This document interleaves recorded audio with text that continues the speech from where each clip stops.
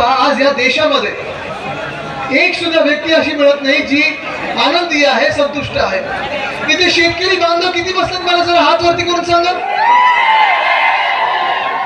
सगळे शेतकरी बांधव आहेत ना. आता तुम्ही मला, इथे ओम दादा आहे, तिथे रोहित दादा आहेत, मी आहे, सचिन भाऊ आहेत, सगळे आपले शिवसेनेचे नेते आहेत, सगळेच आपले मित्र पक्षांचे नेते आहेत.